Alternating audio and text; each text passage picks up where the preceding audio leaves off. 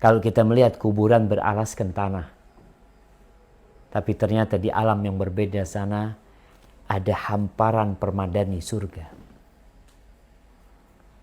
Kalau kita melihat kuburan itu sempit, nggak ada jendelanya, kanan kiri nggak ada, tertutup semua. Kalau orang beriman, subhanallah, Allah bukakan pintu surga. Fayatihi min rauhiha wa tibiha. Maka datang dari surga itu aroma yang indah, kesegaran surga. Wa yufsah lahu fi qabri madda basari. Kemudian dihamparkan bagi dia, kuburannya itu diluaskan sepanjang dia memandang. Lebih indah dari rumahnya. Kita kalau di rumah, tidur di rumah, kanan kiri kita semua tembok. Mau luas 5 kali 5, 10 kali 10, mau 100 kali 100, semuanya terbatas. Tapi di kuburan sepanjang dia memandang, akan luas, jamaah. Kalau dia sendirian, enggak. Kenapa? Kalau antum di rumah yang luas sendirian, antum tetap merasakan kesunyian. Di sini Allah ingin mengusir kesunyian, kesenyapan dan kesepian dia. Fayatihi rajulun hasanul wajhi wa hasanul thiyabi tayyibur rih. Datang kepada dia orang yang wajahnya indah, yang bajunya indah, aromanya wangi. Fayaqulu abshir billadhi yasurruka. Orang itu yang datang mengatakan, bergembiralah engkau dengan yang menyenangkanmu. Hadza yaumuka alladhi kunta tu'ad. Ini hari yang engkau dijanjikan. Engkau selama di dunia sholat, berpuasa, sedekah, zakat, berangkat haji, berangkat umroh, berbuat kebajikan. Dijanjikan akan dikasih balasan. Berbeda sama orang yang kerja di dunia, akhir bulan dia dapat gaji. Akhir hari dia dapat gaji. Dia rasakan di dunia. Seorang mukmin dijanjikan nanti engkau sholat sepanjang tahun, sepanjang hidupmu. Balasannya apa? Allah akan kasih. Bukan 70 tahun antum di kuburan. Antum bisa bayangin berapa tahun sih kita di kuburan. Berapa tahun kita di muka bumi ini. Dan berapa tahun di perut bumi ini. Lihat Rasulullah SAW. Di muka bumi ini, beliau hanya 63 tahun. Tinggal di rumah petak. 5 kali 5. Kecil rumahnya. Nggak ada AC, nggak ada kipas angin. Makanan pun susah. Tapi cuma 63 tahun. Di kuburan, beliau sudah 1430 tahun. Maka itu yang seharusnya menjadi ambisi kita. Untuk mendapatkan tempat yang luas. Untuk mendapatkan janji-janji Allah Azza wa Jalla, dikasih tahu ini janji yang telah dijanjikan kepadamu. Fayaqulu man anta? Orang ini yang awalnya sendirian, malaikat Munkar dan Nakir udah pergi, kondisi kuburannya sudah berubah, lalu dia bertanya, man anta?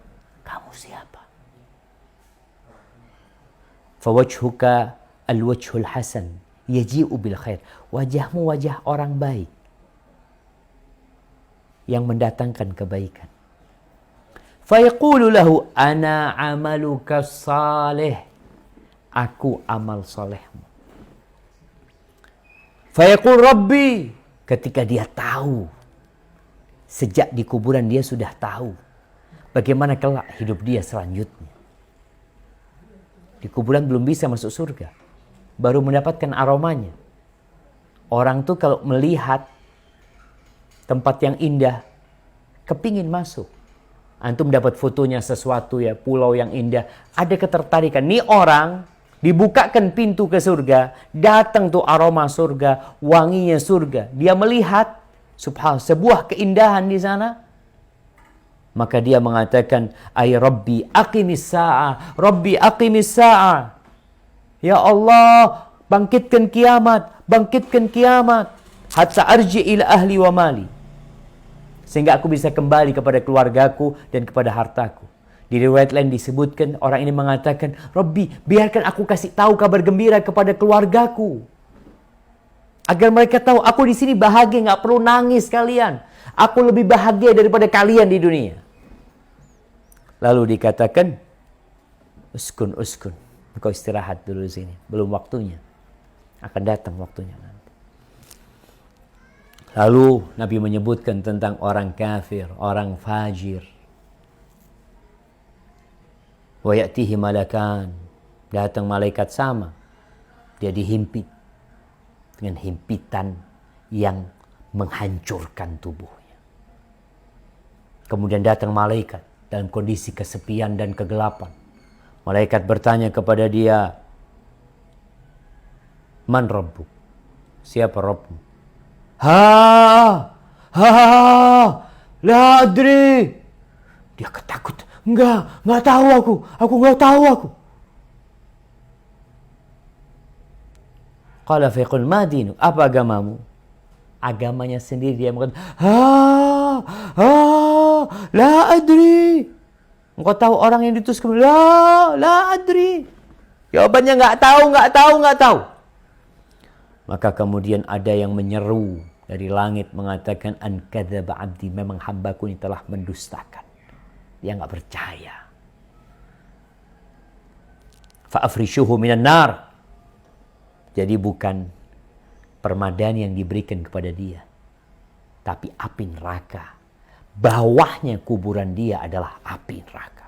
Waftahu lahu baban ilan nar. Bukakan pintu ke neraka.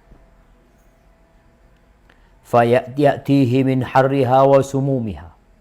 Maka datang kepada dia aroma busuknya api neraka, panasnya neraka.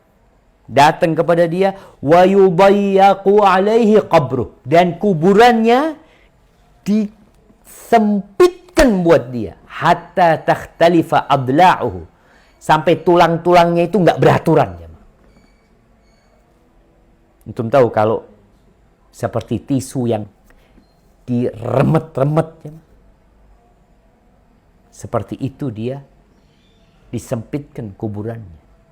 Walaupun dari kasat mata kita, oh kuburannya mewah, luasnya sekian, ada kolam renangnya, ada ininya, nggak ada. Di dalam sana dia sudah nggak dapat manfaat dari harta, dari apa yang di muka bumi ini, kecuali dari amal soleh dia. Ketika nggak ada, lalu dalam kesendiriannya dia, wa ya'tihi rajulun qabihu thiyab, datang kepada dia orang yang dengan pakaian yang jelek, aromanya busuk. Kita tuh kalau duduk di samping orang yang nggak mandi 2 pekan, terus dia memang punya aroma tubuh yang buruk, pakaiannya juga bau, kita akan menyingkir, kita akan cari tempat lain, kita akan tutup hidung kita. Tapi ini datang tuh, tempatnya udah sempit, mau bareng dia lagi. Kita tuh kalau tempat sempit gak ingin orang lain duduk di situ. Kita lihat pesawat, kenapa ada kursi bisnis, ada kursi yang lebih tinggi, VIP umpamanya, ada yang biasa itu banyak orang. Kalau udah sempit terus banyak orang, itu jadi gak nyaman. Ini nih, kuburan udah disempitin, sampai tulang-tulang dia itu beradu, bercampur aduk, datang orang, aromanya busuk, wajahnya buruk, pakaiannya juga jelek. Lalu dia mengatakan, absyir billadzi yasu'u. Engkau, nih, ada kabar buat engkau dengan keburukan yang telah dijanjikan kepadamu. Lalu dia tanya, kau siapa engkau? Qala ana amaluka. Wajahmu wajah yang jelek, baumu juga nggak enak, kelihatan engkau ini jahat. Kata dia, ana amalukal khabith. Aku amal burukmu. Yang kita kerjakan akan kita dapatkan. Fa yaqul rabbi la tuqimis sa'a. Lalu dia mengatakan, ya Rabb, jangan dibangkitkan kiamat. Karena dia sekarang baru merasakan azab kubur aja. Gimana kalau dimasukkan ke dalam api neraka yang panasnya ya sekitar 70 kali api dunia.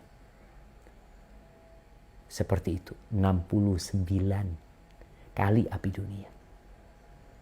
Ahibati fillah, itulah yang menanti kita di kuburan.